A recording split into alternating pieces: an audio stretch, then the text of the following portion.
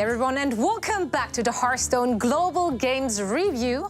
I'm Zoe, and I'm once again joined by the Falcone, and of course we're also going to have a special guest here in the studio today who will help us review the round of 24 of the Hearthstone Global Games. And yeah, with 3 more weeks of intense Hearthstone action, of course there is going to be a lot to talk about.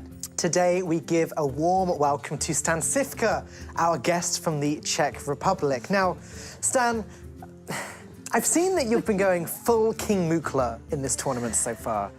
What is it with you and the bananas? Well, I like bananas. I'm vegetarian. Started at DreamHack Bucharest because when you play the match, it's really important to, increase the blood sugar because if you concentrate. And the only fruit I could get there were bananas. And I won that tournament, and it was my biggest breakthrough. And since then, everyone is really hyped when I get bananas. So, but I like bananas, that's true. To be fair, though, last time when we had Firebat here, he advised everyone to eat rotten eggs in order to win games. So I really like that approach with the fruit a little bit more. It sounds more sensible. A little bit. So, Stan, you are known as one of the best lineup builders in the world. How has that helped you out in the Hearthstone Global Games? Well, I have to say I love Global Games format because you need to get something out of all 9 classes. And sometimes in meta game, it's all about 1 or 2 good decks, especially on ladder. But here, it's all about what you do with classes, not that popular. And that's exactly what I like about Hearthstone, and that's what I love about the Global Games. So what exactly have you done to take advantage of this format? We've seen some very unique Warlock decks from you. So I prepared for the match, and I noticed that Israel is picking Paladin a lot into the Ace match. And I felt Warlock has a great potential to take in some cards because it has great hero power. And if you tap, it's more likely that you get these cards. So there are cards like Hungry Crab, which are incredibly efficient against the Paladin. So I just put a lot of hate cards like Weapon Removal and all the stuff, Blood Bloom and Doom as well. And it simply worked out very well because the Paladin is kind of slower deck and you have a lot of time to get these sweet cards. Now, let's not forget for a second, Stan is not the only member of the Czech Republic team. There's also Yara, Pokrovac, and Czech Cloud. Yeah, so if we're looking at your team and the guys who are playing in it, what are the roles and responsibilities? We all assume that you're probably in charge of deck building and that kind of stuff. What are the other guys bringing to the table? So Yara and Pokrovac are technically incredibly good. They're playing ladder non-stop, and their part is to just control the decisions I make during the game, and very often they just correct me and find a better play. Czech Cloud is a really nice guy, and he's creating really great atmosphere in the team.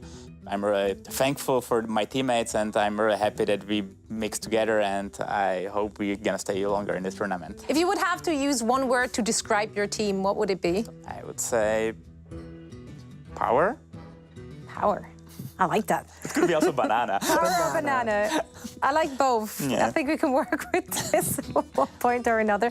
Now, in the last show, we had Firebat as a guest, and he seemed very confident, right? He was like, USA is going to take that. Now, we did see the Czech Republic going up against them, and let's just say it didn't quite go their way. Falcone? There was some interesting things going on both sides. Specifically you with the blindfold. What happened there? Amnesiac caused a little small drama on Twitter that he told he would be playing better blindfolded than we did in the series versus Israel. And after I managed to beat him second time, I felt it's like a good time to do a little bit BM, but I don't mean it that way. Amnesiac is a really nice guy, and but sometimes you need to get his lesson. And he got his lesson, that's for sure. Now, that was one of the many highlights we definitely had in the Phase 2 of the HCG, and we're going to take a look at all the other highlights that we really enjoyed.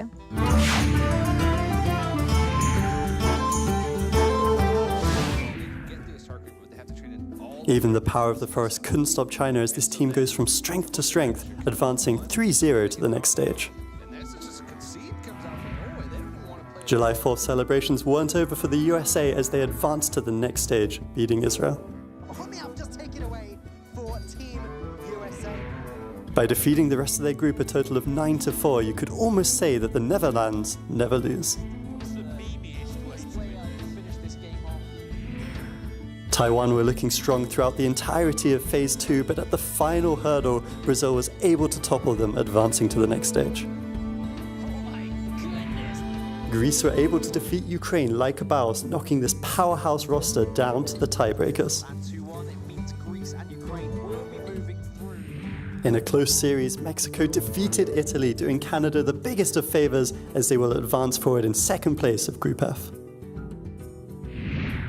So, Stan Sivka, your ace match against Amnesiac has been yet another Rogue Mirror match. We've seen quite a lot of those in Phase 2. Falcone, what were your general thoughts on the presence of the Rogue? We've seen some Rogue decks that haven't been Quest Rogue too. We saw Empezadio win against a Quest Rogue with his Miracle Rogue. He came back against Canada. So it's not just Quest Rogue we've seen, but what's your opinion on Quest Rogue in this tournament?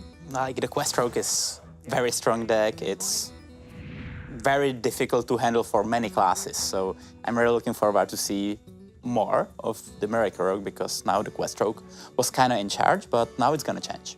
So one of the many surprises in this tournament for me personally has been Peru. Right? In the round of 48, they really brought it to the table, defeating UK and USA in a very convincing fashion. Falcone, what were your thoughts on that match? What was really impressive about their performance is that they actually thought they were already out of the tournament Yeah, at like, first. Ardiu's tweet was amazing. Like, he tweeted that they're in, and then suddenly Peru came there instead. Yeah, like, Ardiu thought it was certain. But like, it was super surprising that they beat UK, they beat America. So, like, it's like shock for everyone, right? When they played against USA, they thought that it was just, they playing for fun. They didn't think they had a chance. And then they won 3-0.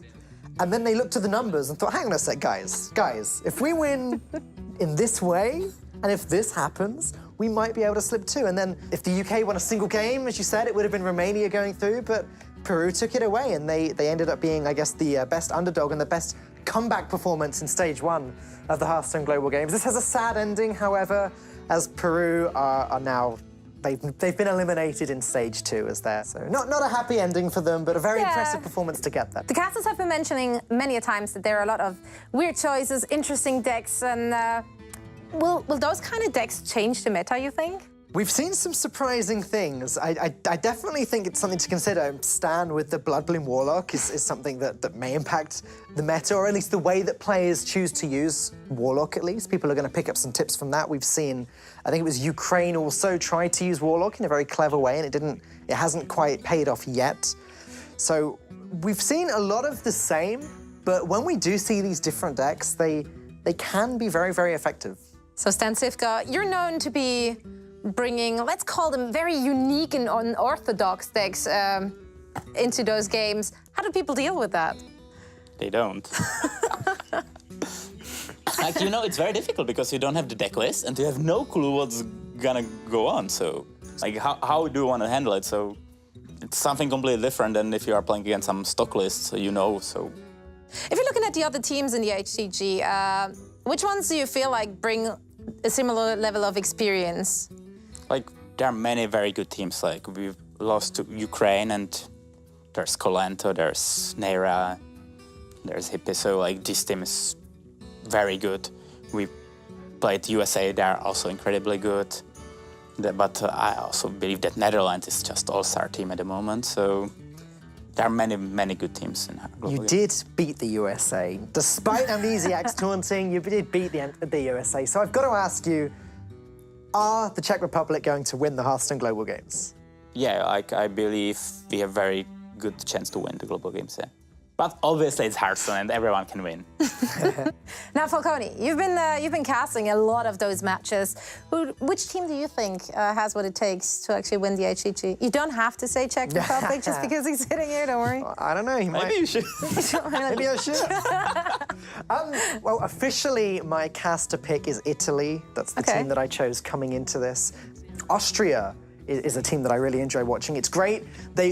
When me and Sotul casted their game against Russia in Stage 1, and they came back, I believe that was a reverse sweep. And because they always play together, there's lots of celebrating, there's lots of high fives, lots of hugging each other, and that's something I enjoy watching on the caster side of things a lot. Now, unfortunately, we already reached the end of the show. Thank you so much for joining us and shedding some insight in your experience during the HCG. And yeah, of course, we will be back to recap the round of 16. And if you've missed any of the matches leading up to it, you can always find them in the link below. So make sure to check out all the action. We're going to see each other again in 2 weeks.